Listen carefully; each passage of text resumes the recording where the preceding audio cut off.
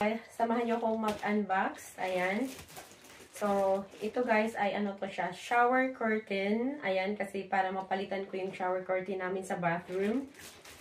Ayan. Pang whole year supply na to na shower curtain. Ano siya? 5 piraso. Ayan. So, dahil Christmas ngayon, ayan, kakaplansya ko lang. So, ito yung nagamit ko na to last year. Ayan, guys. Snowman. So, nilaban ko siya, tapos ayan, pinlansya ko. So, pinlansya ko kasi papalitan ko yung shower curtain namin sa sa bathroom. So, yun lang yung gagawin ko ngayon. Ayan. So, samahan niyo akong magpalit ng shower curtain. So, ito guys ay good for ano na to. Hindi ko alam kung ilang buwan to or taon. Sorry, inuubo pa talaga ako ngayon guys. So, ayan. Papalitan ko yung shower curtain namin. Minamadali ko lang kasi may bisita kami na parating. Darating yung ano ko ngayon. Mother-in-law. Tapos yung room na to guys. Ito yung bedroom ni Clint dati. Tapos, ayan, nilinis ko na rin. Tapos, ayan, nilaban ko yung beddings kasi para bago yung beddings niya mamaya. Ayan. So, ayan, samahan niyo muna akong magpalit ng, tapos nalinis ko na rin yung bathroom namin. So, ang gagawin ko, ayan, nalinis ko na rin kagabi. Nilinis ko yung bathroom namin kasi nga, ayan, darating yung mother-in-law ko ngayon. Ayan, parating na siya. So, ang gagawin ko na lang is palitan ko na lang yung shower curtain. Ayan. Ayan. So, samahan niyo ako, guys.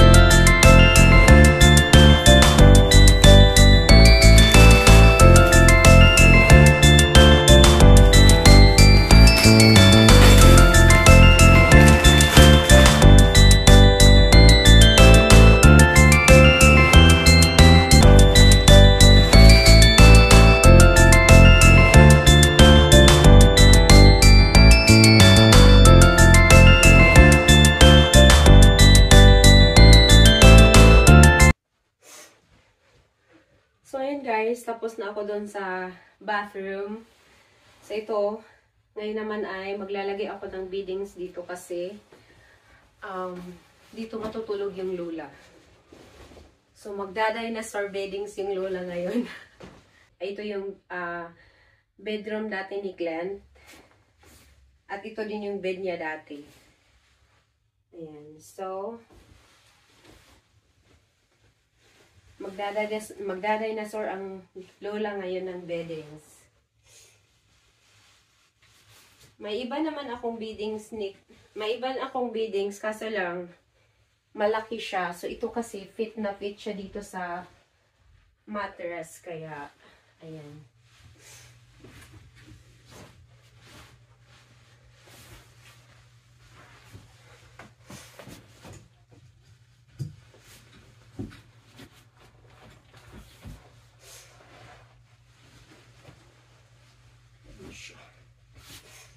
Dinosaur.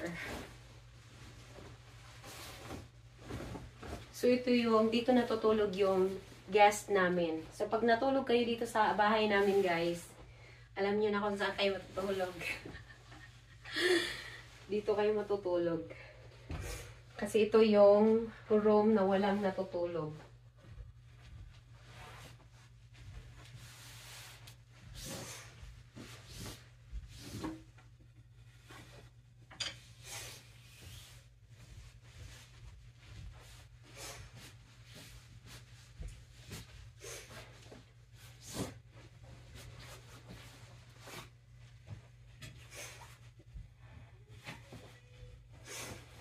Wala pa akong unan. Salagyan ko pa to ng unan.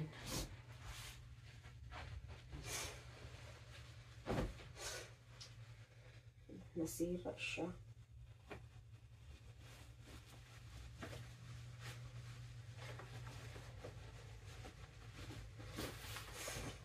So, ito yung comforter ni Glenn.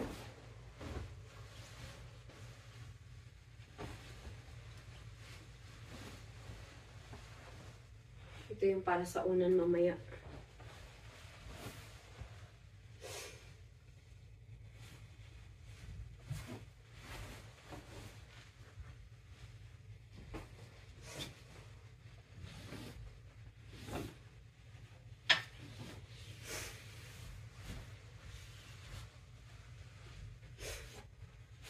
Lagyan ko muna siya ng unan.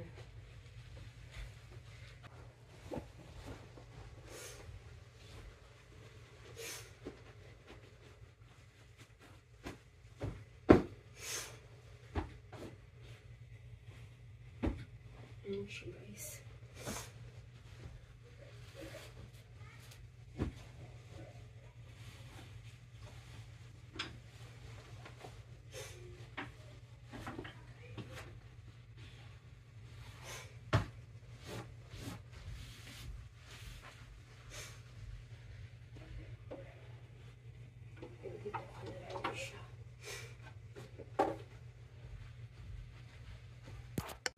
So, ayan.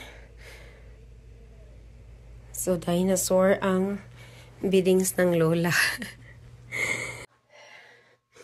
So, ayan guys. Tapos na ako. So, I think ready na kami for Christmas. Ayan. So, tapos na ako magbalot ng mga Christmas gift nila. And then, yung stocking. Tapos na din.